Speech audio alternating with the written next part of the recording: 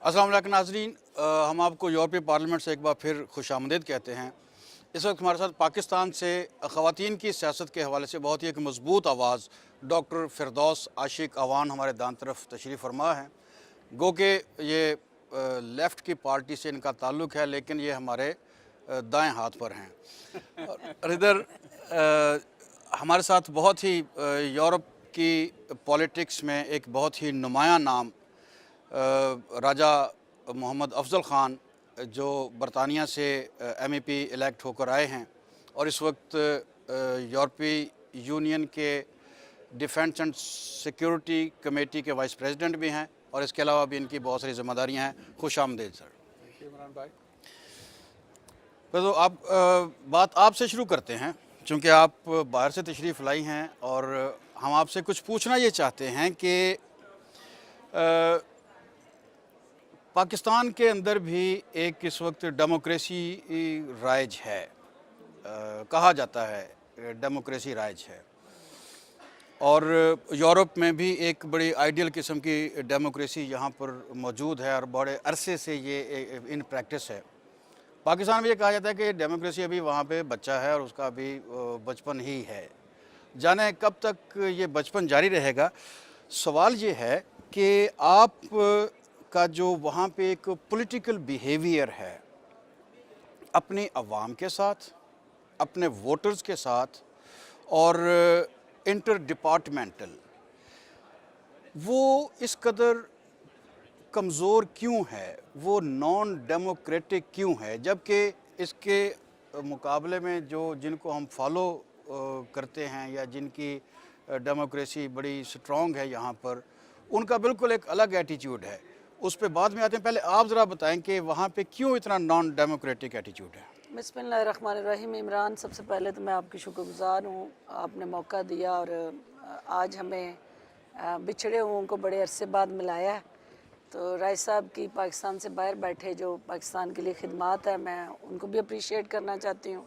और ये पाकिस्तान का वो फेस हैं जो दुनिया में अपने कंडक्ट से, बिहेवियर से, सर्विसेज से ये साबित कर रहा है कि पाकिस्तानियों में पोटेंशियल हो तो वो कहीं पे भी बैठे हों, उनमें ट्रू स्पिरिट हो, कमिटमेंट हो, डेडिकेशन और डिवोशन हो, तो वो दुनिया में नाम पैदा कर सकते हैं।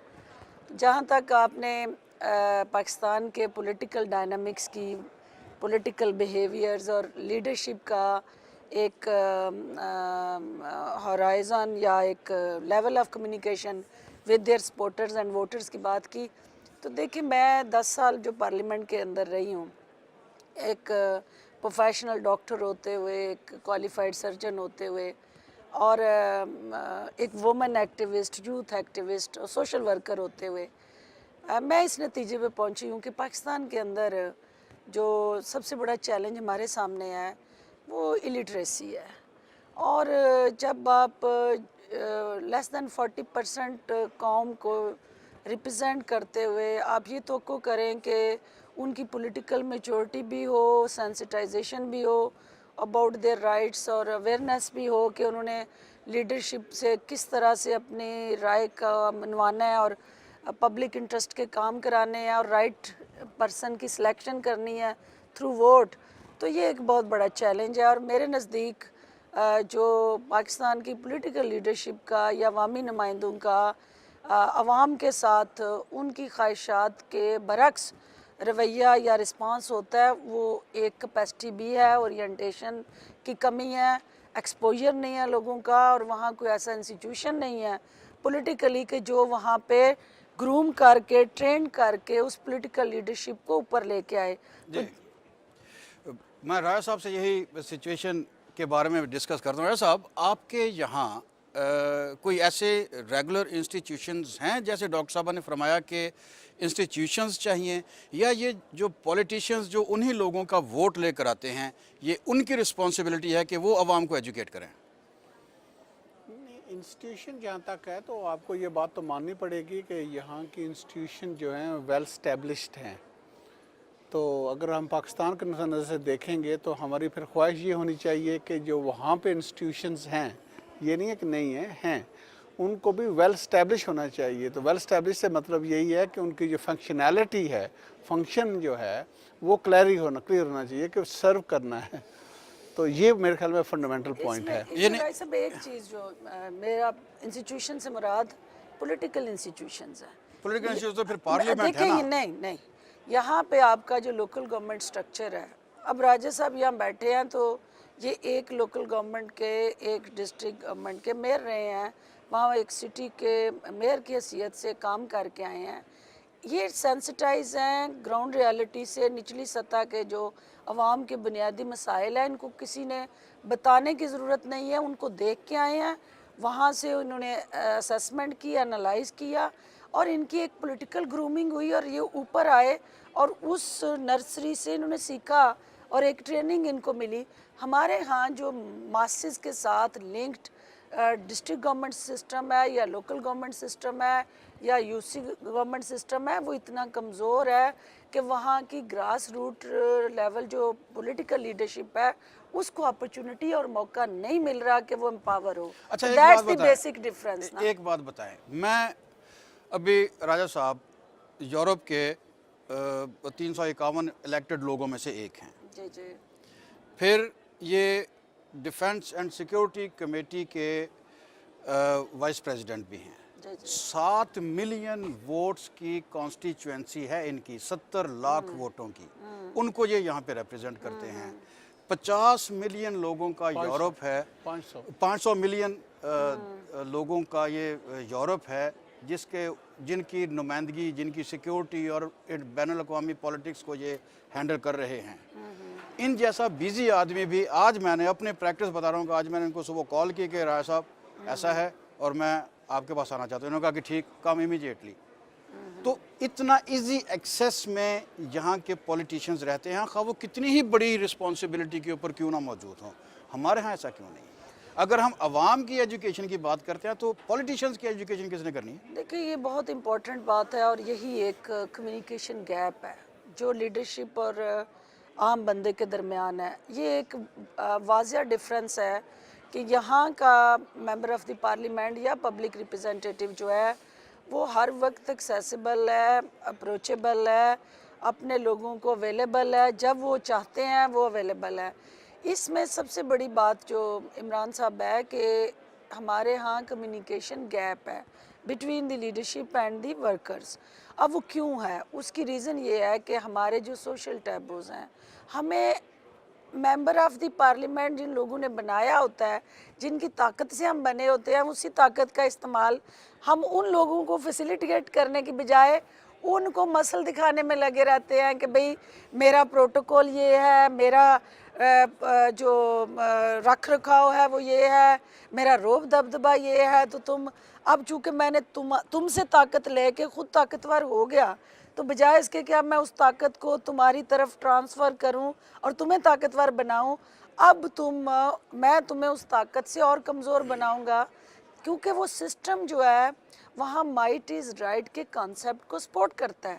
ایک منٹ راجہ صاحب, اگر یہی ایٹیچیوڈ جو اس وقت انہوں نے بتایا ہے کہ ہمارے پاکستانی پولیٹیشین کا ہے آفٹر وننگ دا الیکشن, اگر یہی ایٹیچیوڈ آپ کے ہاں برطانیہ میں یا یورپ کے کسی بھی ملک میں جیتنے والوں کا ہو جائے, تو آپ کیا خیال کرتے ہیں کہ اگلے الیکشن میں یا اسی الیکشن میں ان کی کیا صورتحال ہوگی؟ وہ دوبارہ جیت پائیں گے یا کیا؟ اچھی طرح پیٹ ہوگی ان کی. سچی جو بات ہے, آئی تھنک فنڈامنٹل جو ڈفرینس ہے نا وہ یہ ہے کہ یہاں پہ کوئی برادرزم کا آئیڈیا نہیں ہے, کوئی فیملی پالیٹکس کا گیم نہیں ہے. یہاں پہ بیسکلی میرٹ پہ کام چلتا ہے. جیسے آپ دیکھ رہے ہیں کہ میں اگر اس میں آگے آیا ہوں, یہاں پہنچا ہوں, اس پوزیشن پہ بیٹھا ہوں, تو میرا کوئی فیملی کا کنیکشن تو نہیں ہے نا, نہ ہی میرے پاس کوئی مالی کا سچویشن ایسی ہے. تو یہ 2 فیکٹر یہاں سے آؤٹ ہوئے ہیں. تو یہ پریٹی فنڈامنٹل ہیں. اور تیسرا پوائنٹ جو ہے نا وہ ایٹیٹیوڈ کا پوائنٹ ہے کہ یہاں پہ جو ہمارا بنیادی اسلامی تصور بھی ہے کہ جو حکمران ہے وہ خادم ہے, یہ کانسیپٹ یہاں پہ ہے. ہم نے اس کو بلا دیا ہوا ہے, تو ہمیں وہ سبق یاد کرنے کی ضرورت ہے, اور تو کوئی مشکل کام نہیں ہے. چلیں, یہ تو ایک ہوا. اب جیسے کہ آپ کا جو آپ کی سی وی بڑی ہیوی ہے, آپ پاکستان کی وزیر اطلاعات و نشریات بھی رہی ہیں اور اس کے ساتھ ساتھ آپ UN کی جو ورلڈ یوتھ اسمبلی ہے اس کی بھی آپ وائس چیئر رہی ہیں. تو جتنا عرصہ آپ حکومت میں رہیں، کیا آپ اپنے کانشیس کے آگے سیٹسفائی اپنے آپ کو فیل کرتی ہیں کہ آپ نے جو پاکستان کے بیسک ایشوز تھے ان کو آپ نے بین الاقوامی لیول پر ایکسپلور کیا جتنا کہ ان کا حق تھا؟ دیکھیے، اس میں ایک ہے میرے کانشیس کی عدالت اور ایک ہے عوام کی عدالت. جو میرے ضمیر کی عدالت ہے وہ مجھے یہ سوال ضرور کرتی ہے کہ میں وہاں سسٹم کو بدلنے گئی تھی. میں وہاں کوئی روزگار اور کاروبار کے لیے نہیں گئی تھی، کیونکہ میں ایک پروفیشنل ڈاکٹر تھی اور میرے پاس اور اپرچونیٹیز بہت تھیں. تو میں نے وہاں کیا اس سسٹم کو بدلا جس کے لیے میں گئی تھی؟ تو آنسر از نو. کیونکہ میں اس سسٹم کو اپنی تمام تر ایفرٹس کے باوجود 10 سال اس پارلیمنٹ کے اندر رہ کے اس کا 1 انچ بھی نہیں بدل سکی. اس حوالے سے میں اپنی ضمیر کے عدالت میں مجرم ہوں اور میں سیٹسفائیڈ نہیں ہوں. اب دوسرا یہ ہے کہ کیا میں نے عوام کی عدالت میں سرخرو ہوئی ہوں؟ کیا میں نے وہ اپنی رسپانسبلٹیز جو عوامی نمائندے کو ادا کرنی چاہیے وہ کی؟ تو اس کا جواب آپ میرے حلقے کے عوام سے لے سکتے ہیں، کیونکہ میں ایک سوشل ورکر تھی، میں نے سیاست تو کی نہیں. اور یہی میرا جرم تھا کہ میں نے وہاں تھانے اور کچہری کی سیاست نہیں کی. میں نے اس کو پکڑا دو اور اس کو چھڑا دو کی سیاست نہیں کی.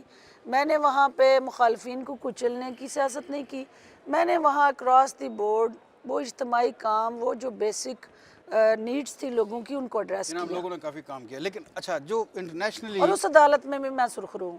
درست، جو انٹرنیشنلی جو پاکستان کے ایشوز تھے، مثلا کشمیر ایک جو پاکستان کا ایک بنیادی مسئلہ ہے، جو جس کی بنیاد پر پاکستان کا ایک بہت زیادہ part of energy in all means اس پہ صرف ہو رہا ہے، اور وہ سٹل وہ ایک ابھی کانفلکٹ موجود ہے اور ہمارے سر پر سوار ہے. اس حوالے سے آپ نے انٹرنیشنلی اس کے اوپر کیا کام کیا، یا آپ سمجھتی ہیں کہ آپ نے اس کو فلفل کیا، اس کی جو ڈیڈز تھیں؟ دیکھیں، کشمیر ایشو کے اوپر بہت امپورٹنٹ رول رہا جو ہمارے جو یوتھ آرگنائزیشنز ہیں، کیونکہ کشمیری یوتھ جو ہے اس کے اندر جو بیسک فنڈامنٹل رائٹس کی وائلیشنز ہیں، جس طرح سے آپ دیکھ بھی رہے ہیں کہ abuse of authority against women and young women especially in Kashmir, جو انڈیا جس قسم کا اگریشن کر رہا ہے. میری کانسٹیچوئنسی لائن آف کنٹرول پہ ہے اور ورکنگ باؤنڈری اور لائن آف کنٹرول پہ اس کانسٹیچوئنسی کے ہوتے ہوئے اس اگریشن کا، انڈین اگریشن کا میں ڈائریکٹ وکٹم ہوں. میرے لوگ وکٹم ہیں. وہ سویلین کیجوالٹیز جو آئے دن ہم لاشوں کی شکل میں، انجرڈ لوگوں کی شکل میں اٹھاتے ہیں. تو جہاں موقع ملا، جہاں پاسبل ہوا، وہ پروٹیسٹ کی شکل میں ہو، وہ کسی ریزولوشن کی شکل میں ہو، وہ کسی انٹرنیشنل ریپریزنٹیشن کی شکل میں ہو، UN فورم ہو یا کوئی پبلک ریپریزنٹیشن ہو، میں نے وہ آواز اٹھائی اور کوشش کی کہ کشمیر کاز کو ہائی لائٹ کیا جائے اور کشمیری جو ہمارے بہن بھائی جس جدوجہد میں مصروف ہیں ان کی مورل سپورٹ اور اونرشپ کو کنٹینیو رکھا جائے.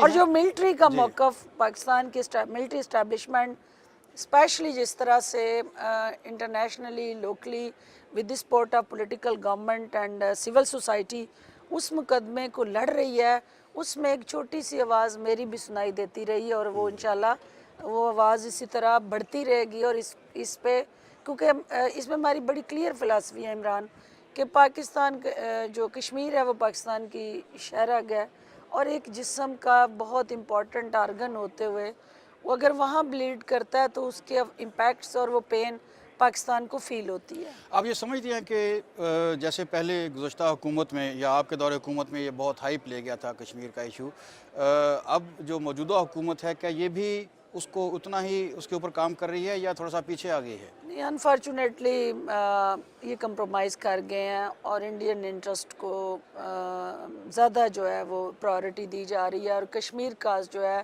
وہ بیک برنر پہ چلا گیا ہے. اور یہ ایک بہت بڑا المیہ ہے. میاں صاحب خود کشمیری ہیں تو میں توقع کرتی ہوں ان سے کہ ایک کشمیری اگر اپنی قوم کا مقدمہ ایمانداری سے نہیں لڑ سکتا تو اس سے بڑا پاکستان کے ساتھ اور کشمیریوں کے ساتھ ظلم اور ناانصافی ہو نہیں سکتی.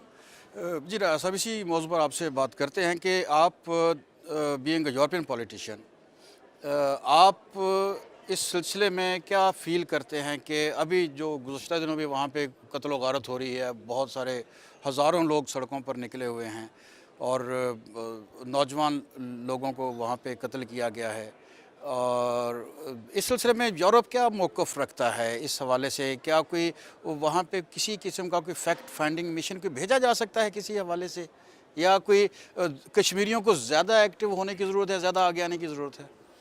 آئی تھنک ہمیں اس بات کو دیکھنے کی ضرورت ہے کہ اتنا زیادہ ٹائم گزر چکا ہے, one of the oldest dispute unresolved issue پڑا ہوا ہے, اور جیسے ہماری بہن کہہ رہے ہیں کہ ڈے ان ڈے آؤٹ جو ہمارے مظلوم کشمیری بہن بھائی ہیں وہ سفر کر رہے ہیں, ہائیسٹ کنسنٹریشن ملٹری ہے, نیوکلیئر فلیش پوائنٹ ہے, تو یہ ساری چیزیں ہمیں اس طرف بدو کرتی ہیں کہ ہمیں اس کو ریزولو کی طرف جانا چاہیے.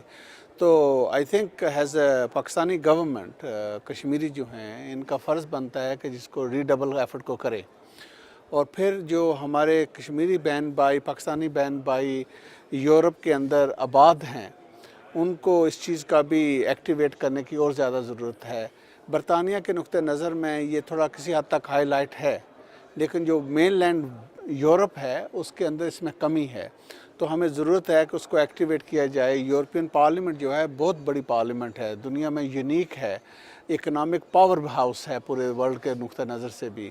تو اگر ہم اس کو آگے لائیں گے, اس میں اس کو ایکٹیویٹ کریں گے, جس پہ ہم نے یہاں پہ فرینڈز آف کشمیر بھی ابھی تشکیل دیا ہے, تو اس میں ہمیں دو چیزیں آتی ہیں. ایک تو یہ ہے کہ یہ یونیک اس لحاظ سے بھی ہیں کہ یہ نوبل پیس پرائز ونر ہے ایز اے انسٹیٹیوشن, کہ جس کا بنیادی پوائنٹ یہ ہے کہ ہم پیس کو پروموٹ کرنا چاہتے ہیں.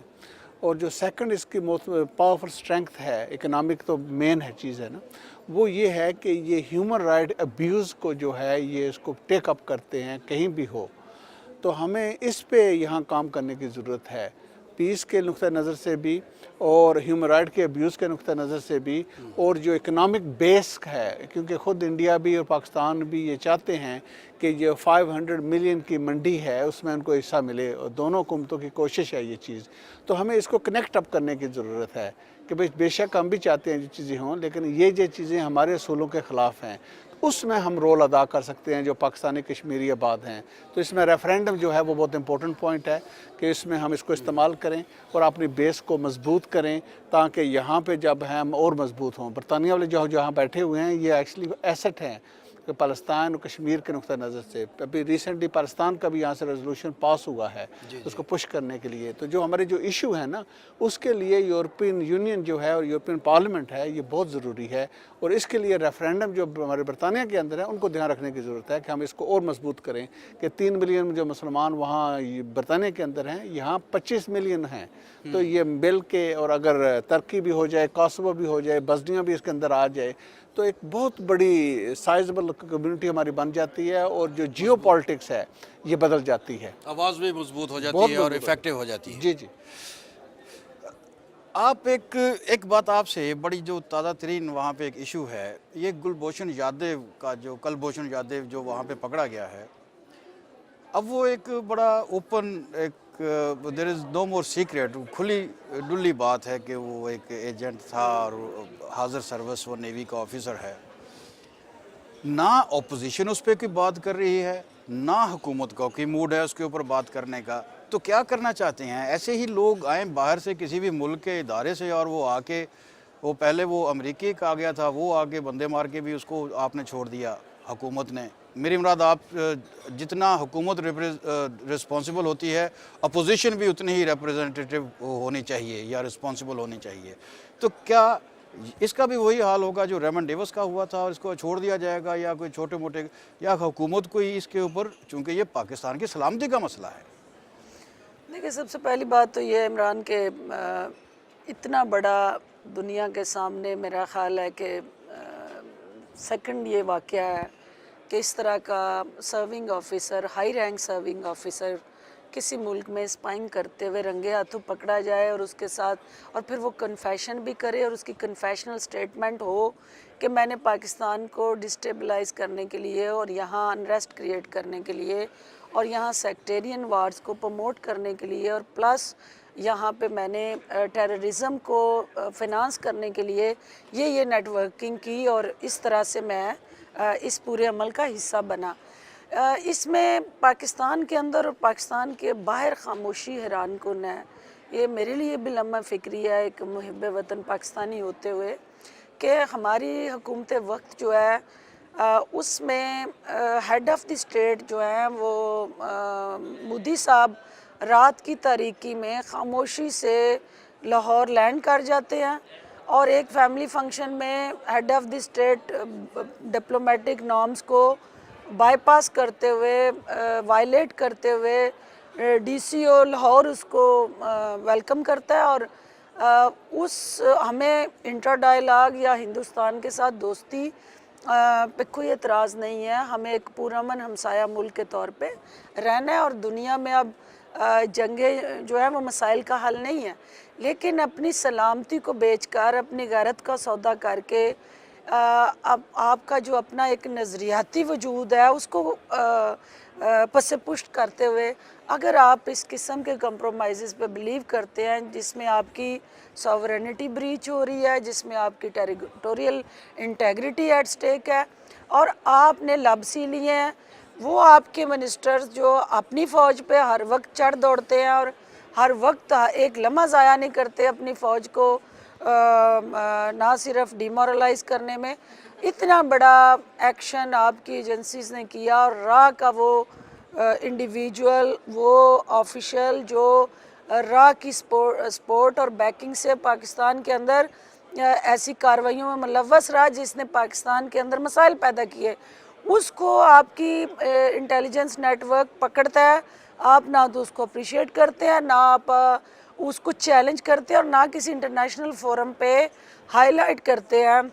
اور اپوزیشن پہ تو نہیں بول رہی نا، نہیں اپوزیشن دیکھیں، تو خاموش اس میں ہے، بات یہ ہے کہ دیکھیں کوئی اپوزیشن بولی ہے، لیکن پارلیمنٹ میں لے کے نہیں جس گیا طرح کہ سے بولنا چاہیے تھا نہیں بولی۔ Unfortunately I am not part of the parliament now. میں اپنی جماعت کے اندر تو شور مچا سکتی ہوں، اور اپنی جماعت کی حد تک اپنی قیادت کو موٹیویٹ کر سکتی ہوں، یا میڈیا میں جہاں مجھ سے پوچھا ابھی وہ جائے میں اپنا موٹیویٹ نہیں ہو نقطہ رہے، ابھی ظاہر نہیں ہو ہے۔ رہے۔ دیکھیں، یہ ایک بہت بڑا ڈیلیما ہے کہ اس ایشو پہ ہمیں جس طرح سے ایک اگریسو لائن لینی چاہیے، جس طرح سے ایک اگریسو آپ کا ہونا چاہیے موقف، وہ ایک کمزور موقف ہے اور ایک کمپرومائزڈ موقف ہے۔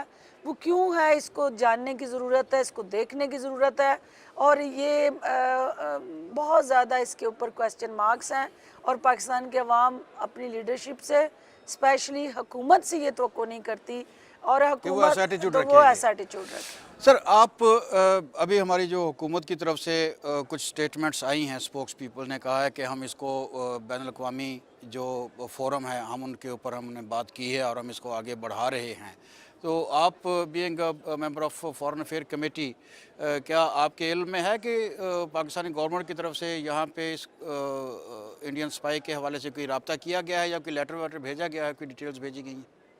جی میرے علم میں نہیں ہے، لیکن پہلی تو بات یہ ہے نا کہ اگر گھر والے شور نہیں کریں گے تو باہر والے تو شور نہیں کریں گے نا، جی ہاں، بالکل ایسا۔ تو یہ اس کو سارٹ کریں۔ دوسری پوائنٹ یہ ہے کہ ہمارا یورپین پارلیمنٹ کے پوائنٹ آف ویو سے تو ہم چاہتے ہیں کہ ساؤتھ ایشیا کے اندر جو ہے اس میں امن ہو، اس میں ٹیررزم ختم ہو، اور اس میں کوپریشن بڑھے، اور اس میں پروسپیرٹی آئے، اور یورپین یونین ان کے لیے بہت اچھا اگزامپل ہے کہ یہاں بھی جنگیں ہوتی تھیں، تو انہوں نے اس فیصلہ کیا کہ جنگوں سے کام بہتر نہیں ہوتا بلکہ آپس میں بیٹھ کے مل کے کام کرنے سے بہتر ہوتا ہے۔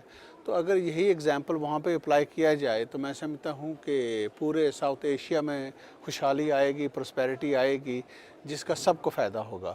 تو اس میں جو پاکستان اور انڈیا ہیں، یہ دونوں بڑے ملک ہیں، پاورفل ملک ہیں، اور بہت ملٹری بھی دونوں کی اچھی خاصی پاورفل ہے، تو نیوکلیر بھی ہیں، تو ہمارا کام یہی بنتا ہے کہ ہم اپنی طرف سے کوشش کریں، تو ہم ہمیشہ یہ کوشش کریں گے کہ وہاں پہ امن آئے، تو اس رول کو ہم ادا کرتے رہیں گے۔ ہماری خواہش بھی یہ ہے کہ یہ کشمیر کا جو مسئلہ ہے یہ حل ہو جائے، کیونکہ بنیادی پوائنٹ ہے رائٹ آف سیلف ڈٹرمنیشن کی، یونائٹڈ نیشن کے بک پہ بھی چیز ہے، تو خوشحالی بھی ہوگی, امن بھی ہوگا, نیوکلیئر تھریٹ بھی ریموو ہو جائے گی, تو ہر ایک کا فائدہ ہی فائدہ ہے, پورے ورلڈ امن کا فائدہ ہے. اب ایک آخری نقطہ, چونکہ ٹائم بھی بہت کم رہ گیا ہے, we have just 5 more minutes. اب یہ کہ اس وقت برطانیہ کے جو وزیر اعظم ہیں وہ بھی اسی مرحلے سے گزر رہے ہیں جس میں سے پاکستان کے وزیر اعظم ان ون اسپیکٹ گزر رہے ہیں, پاناما لیکس. ابھی آپ کا جو کل ہی وہاں پہ ایک بہت بڑا مظاہرہ ہوا ہے, بلکہ مسلسل مظاہرے ہو رہے ہیں, آپ کے جو وزیر اعظم ہیں ان کی جو سٹیٹمنٹ ہے وہ بتا رہے ہیں کہ میرا بہت مائنر سا تھا, وہ میرے فادر کی تھیں اور پھر ان کی والدہ نے ان کو کوئی 2 لاکھ پاؤنڈ غالباً ان کو گفٹ کیے ہیں, کوئی اس ٹائپ کی چیز. تو کیا ہے اپوزیشن کا وہاں پہ کیا موقف ہے اور کیا ایٹیچیوڈ ہے ٹورڈز دا گورنمنٹ, کہ کیا وہ ڈیمانڈ سے استعفیٰ کر رہے ہیں؟ جی کچھ لوگ کر رہے ہیں. میں اپوزیشن پارٹی سے ہوں, لیکن میں یہ کہوں گا کہ جہاں تک ابھی تک چیز سامنے آئی ہے اس میں پرائم منسٹر کا ڈائریکٹلی کوئی انوالومنٹ نہیں ہے, انڈائریکٹ بینیفٹ کی بات آ رہی ہے, لیکن اس پہ بھی اچھا خاصا اس پہ شور ہے. لیکن جو مین پوائنٹ میرے سمجھ میں ہے نا وہ یہ ہے کہ یہ جو ساری چیز ہے, جو بھی لوگ انوالوڈ ہیں, چاہے وہ برطانیہ کے ہیں یا پاکستان سے ہیں یا دنیا کے کسی اور حصے سے ہیں, تو پہلا سوچنا تو ہمیں یہ چیز چاہیے نا کہ یہ ساری حرکت کرنے کا مقصد ہی کیا ہے, کیوں کرتے ہیں, ان کی موٹیویشن کیا ہے, ضرورت کیا پیش آتی ہے. دیکھیں نا ایک سیدھے راستے کو چھوڑ کے آپ گمو کی چیزیں کر رہے ہیں, تو اس کا ایکچولی مقصد کیا ہوتا ہے. تو وہ یہی ہے کہ ٹیکس اوائڈنس کا چکر ہوتا ہے کہ ہم یا تو غلط پیسے کو ادھر ادھر کرنے کے کھیل ہے, تو یا ٹیکس نہ دینا پڑے. تو دونوں طرف سے یہ ظلم کی بات ہے. اگر آپ ٹیکس بھی نہیں دینا چاہتے, آپ کو اتنا مال بھی ہے, تو اس کا مطلب ہے نا آپ غریبوں کے خون کو چوس رہے ہیں نا, کہ اگر وہ ٹیکس دیں گے اس سے وہ جتنی فیسلٹیز ہیں وہ غریبوں کی خوشحالی کی طرف آئے گی نا, کام ہوگا, بہتر ہوگا. تو یہ وہ جو روڈ کو ٹھیک کرنا ہوتا ہے, جو ہاسپٹل کو کرنا ہوتا ہے, ایجوکیشن کو کرتا ہوتا ہے, اپنے ڈیفنس سیکیورٹی کا کرنا ہوتا ہے, یہ وہی بجٹ ہے نا. جب ٹیکس کرتے آپ نے تو یہ مورلی کیسے ایکسیپٹیبل ہے. اس لیے آپ دیکھتے ہیں کہ آئس لینڈ کے پرائم منسٹر نے ریزائن کیا ہے. تو یہ بھی اچھی نشانی ہوتی ہے کہ جب بھی اگر غلطی ہو جائے, انسان سے غلطی ہو جاتی ہیں, تو اس کا پھر یہ پہلا پوائنٹ ہے, یہ نہیں کہ اس کو کور کرنا شروع کر دے, بلکہ اس کا اصل چیز یہ ہے کہ ہینڈز کرے کہ ٹھیک ہے غلطی ہوئی ہے. اور ہم اس پہ یہ کوشش کر رہے ہیں کہ یورپین یونین کے نقطہ نظر سے کہ ان چیزوں کے لوپ سب جتنے ہیں اس کو ٹائٹ کیا جائے, تاکہ جو بھی بڑے ملٹی نیشنل کمپنی ہیں یا انڈیویجول ہیں یہ اپنے حق کا ٹیکس ادا کریں. یہ ضروری ہے ہمارے لیے. تو انشاءاللہ آپ دیکھیں گے برطانیہ کے اندر بھی قانون بدلے گا اور یورپین یونین کے اندر بھی اس ساری چیز کو ٹائٹ کیا جائے گا. تو امید کرتا ہوں کہ ہمارے ملکوں میں بھی یہ چیز ہونی چاہیے. آپ بتائیں جی, آپ کے ملک کے جو وزیر اعظم, ہمارا پاکستان کے جو وزیر اعظم, اور ان کے علاوہ اور بھی کافی سارے نام ہیں اس میں شامل, ناٹ اونلی پرائم منسٹر, لیکن وہ کہتے ہیں نا کہ جو لیڈر ہوتا ہے وہ زیادہ نظروں میں آتا ہے.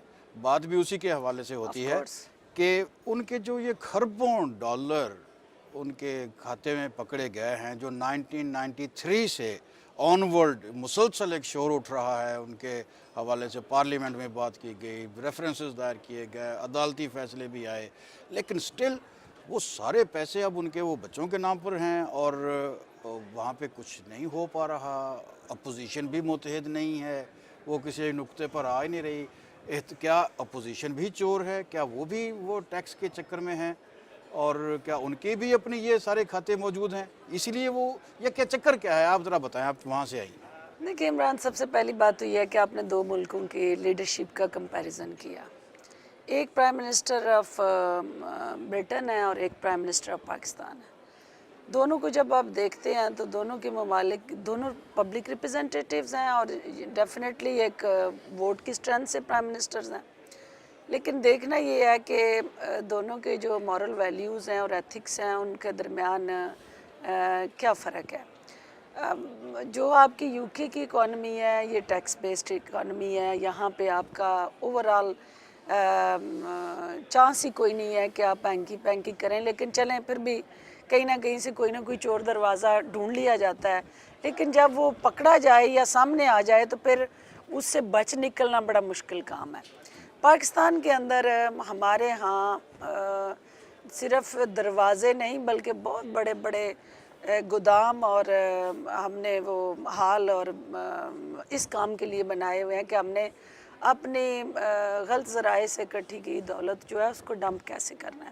اور وہ ڈمپنگ سٹیشنز جو ہم نے پاکستان میں تو بنائے، لیکن ساتھ ساتھ ہم نے انٹرنیشنلی بھی ان ڈمپنگ سٹیشن کے کہیں نہ کہیں سے چھوٹے چھوٹے گودام ہم نے کہیں یو کے میں بنا لیے، کہیں دبئی میں بنا لیے، کہیں امریکہ میں بنا لیے. جہاں جہاں ہم نے اپنے آپ کو ریسکیو ملا وہ لینے کی کوشش کی.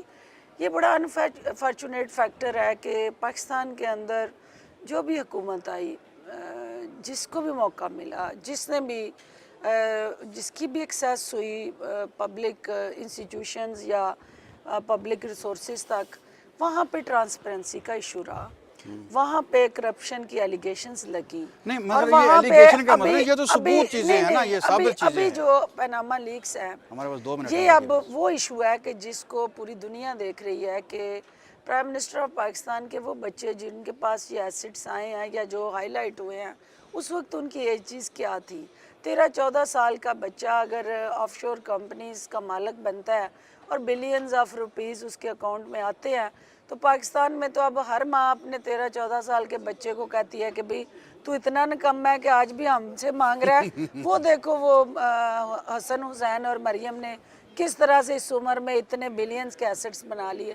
تو یہ بڑا ایک انفارچونیٹ فیکٹر ہے. میاں صاحب کو فوری طور پہ سٹیپ ڈاؤن کرنا چاہیے، ان کو ڈسوسیٹ ہو کے ایک فیکٹ فائنڈنگ کمیشن بنانا چاہیے، اور اپوزیشن کو مل بیٹھ کے ونس فار آل کچھ ایسے ٹی او آرز طے کر لینے چاہیے جو ایسے معاملات کو آئندہ کے لیے روکیں، اور پاکستان کے اندر ٹیکس ریفارمز اس طرح کی متعارف کرائی جائیں کہ وہ پیسے جو بلیک منی ہے یا منی لانڈرنگ سے آپ لے رہے ہیں یا کسی نہ کسی آپ کا جو غیر قانونی ذرائع ہیں آمدن کے، ان کو اگر کوئی چھپاتا ہے تو پھر وہ پبلک آفس میں بیٹھنے کا حقدار نہ ہو. اور وہ اکاؤنٹیبلٹی کا میکانزم، کیونکہ ایک سیاسی ضرب عضب جو ہے نا وہ سیاسی جماعتوں میں بھی ہونی چاہیے، اور ایک ایسی ضرب عضب کہ جس میں اپنی اپنی صفوں میں کرپٹ ایلیمنٹس جو ہیں ان کی صفائی ہو، اور وہ بال صفائی اگر سیاسی جماعتوں نے خود نہ کی تو میں دیکھ رہی ہوں کہ پھر وہ کوئی اور نہ کرنے آ جائے. نہیں لیکن مسئلہ یہ ہے کہ اور وہ انفارچونیٹ ہوگا کہ پھر سسٹم ڈی ریل ہوتا ہے، انڈیویجولز کی ضد، انڈیویجولز کے ذاتی ایکشنز جو ہیں وہ پھر سسٹم کے اس کی زد میں آتا ہے، اور پھر ہم پیچھے چلے جاتے ہیں. جناب مجھے یہ بات بتائیں کہ جس کے اوپر الزام ہے، آپ کے ہاں کبھی ایسا ہوا ہے کہ کسی ایک بڑے نمایاں شخص کے اوپر کوئی الزام ہے، وہ اتھارٹی بھی ہے، وہ اپنے خلاف انکوائری کے لیے خود ہی انویسٹیگیشن کرے، خود ہی بندوں کو نومینیٹ کرے، اوپر وہ سٹل وہ خود بیٹھا ہوا ہے، کہا ایسے کسی طریقے سے انصاف کا کانسیپٹ کلیئر ہوتا ہے کوئی؟ نہیں، کانفلکٹ نظر آ رہا ہے اس میں، لیکن میرے خیال میں پوائنٹ جو ہمیں سمجھنے کی ضرورت ہے نا کہ ہمارے فیوچر جو دیکھیں، میں یورپین ہوں لیکن مجھے پاکستان کے ساتھ محبت ہے، میں چاہتا ہوں پاکستان خوشحال ہو، ترقی کرے. تو اس میں سمپل سا پوائنٹ ہے کہ ڈائریکٹ ریلیشن شپ ہے سکسیس، پروسپیرٹی کی، ترقی کی اور کرپشن کی. جس ملک کو بھی آپ میجر کر لیں دنیا میں، جس ملک میں کرپشن کم ہے اس میں یہ خوشحالی بڑھے گی، ترقی بڑھے گی. جس ملک میں کرپشن زیادہ ہے اس میں خوشحالی اور یہ چیزیں ہیں یہ کم ہوں گی. تو یہ وہ ریلیشن شپ کو ٹھیک کرنے کی ضرورت ہے. اس میں میرے خیال میں جتنا عدالتیں مضبوط ہوں اور صحیح انصاف ادا کریں تو یہ وہ ضرورت ہے. اگر مجھے یقین ہے، میرا ایمان ہے اس پوائنٹ پہ کہ اگر 5 سال بھی عدالتیں میدان میں آ جائیں، صحیح انصاف دیں، چاہے بڑا ہے چاہے چھوٹا ہے، تو پاکستان آپ دیکھیں گے ٹرن اراؤنڈ ہو جائے گا. پاکستان اللہ نے اتنی نعمت دی ہوئی ہے، اتنی ایبلٹی دی ہے کہ جس طرف یہ رخ کریں اس کو بدل سکتے ہیں. یہ ایبلٹی ہے ان میں، پر ڈائریکشن کی ضرورت ہے. بہت شکریہ راجہ صاحب آپ کا ٹائم دینے کا، اور بہت شکریہ ڈاکٹر صاحب آپ کا.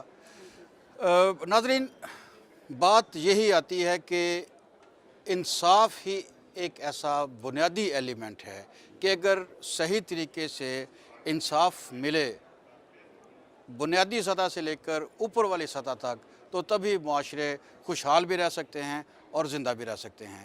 عمران چودھری کو اجازت دیجیے. खुदा हाफिज़।